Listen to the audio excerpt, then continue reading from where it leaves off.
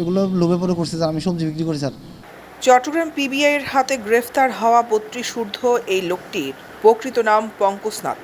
পেশায় সবজি বিক্রেতা হলেও সামাজিক যোগাযোগ মাধ্যমে নিজেকে পরিচয় দিতেন পিবিআইয়ের ওসি নাজমুল, এসআই আকবর, আবার কখনো সিআইডি অফিসার, পুলিশ অফিসার, কখনো বা পরিচয় দিতেন নৌবাহিনীর কমরোর হোসাইন জাহিদ হিসেবে। মানুষকে ভুয়া প্রতিশ্রুতি দিতেন পাওনা টাকা আদায় বা সমস্যার সমাধানের বিনিময়ে হাতিয়ে নিতেন লাখ লাখ টাকা। পঙ্কজ নাথের ছবি আর বাস্তব চিত্র এক নয়।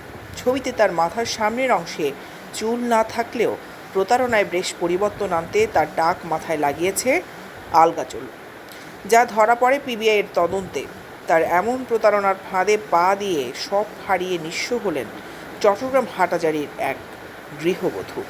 প্রতারক পঙ্কজের সাথে ওই গৃহবধূর পরিচয় হয় ফেসবুকে। অন্যজনের কাছ থেকে ওই গৃহবধূর পাওনা ১০ লাখ টাকা উদ্ধারের দায়িত্ব দেন পিবিআইয়ের কর্মকর্তা পরিচয়ে দেওয়া ওই প্রতারক পঙ্কজকে। বিনিময়ে গৃহবধূ থেকে ধাপে ধাপে হাতিয়ে নেন প্রায় ২ লাখ টাকা। আপনি টাকা পেয়ে যাবেন, আমরা আজকে ধরবো রনিকে, ৩০,০০০ টাকা দেন। আবার নিচে নেওয়ার পর কেমন করছে, বলছে আমরা ওকে ঠেকে রাখছি, ওর বাবার বাইকে ধরছি, বাইকে ধরার পর আপনি আমাদেরকে ১ লক্ষ টাকা দিতে হবে। ১ লক্ষ টাকাটা না দিলে আপনার মানে অফিসাররা করবে না, অফিসাররা সাইন করবে না। আমি প্রায় ৩,৫৬,০০০ টাকা দিছি। প্রতারক পঙ্কজ নাথের বাড়ি চট্টগ্রামের বোয়ালখালীতে। তিনি নগরীর হালি শহরে সবজি বিক্রি করতেন। লেখাপড়া করেছেন ইন্টারমিডিয়েট পর্যন্ত। তার সাথে গৃহবধূর পরিচয় হয় ফেসবুকে লুডো খেলার সুবাদে। গৃহবধূর স্বামী থাকেন দুবাইতে। তার প্রবাসী স্বামীর টাকার হিসাব দিতে না পারার ভয়ে পাওনা টাকা আদায়ে ধারস্থ হন ওই প্রতারকের কাছে। আর্থিক কষ্টে পড়ে এমন প্রতারণার পথ বেছে নেন বলে জানান গ্রেফতার প্রতারক পঙ্কজ। স্বীকার করেন তার অপরাধের কথা। এগুলো লোভে পড়ে করছে স্যার, আমি সবজি বিক্রি করি স্যার। স্যার আমি অপরাধ করছি স্যার, এটা আমি স্বীকার করি। শাস্তি তো অবশ্যই হবে। অপরাধ যখন না স্যার, প্রমাণ পাইলে স্যার আমাকে ফাঁসি দিয়ে দিন, সমস্যা নাই। আমি এটাই প্রথম স্যার, কারণ আমার মানে এই রোজার মধ্যে আপনার গেটে চলে না, আমি খুব অভাবের মধ্যে পড়ে গেছিলাম এটার জন্য স্যার। গৃহবধূ থেকে হাতিয়ে নেওয়া টাকা থেকে ৫১,০০০ টাকা দিয়ে ক্রয় করা ফ্রিজটিও জব্দ করে পিবিআই। জব্দ করা হয় তার ব্যবহৃত মোবাইলটিও।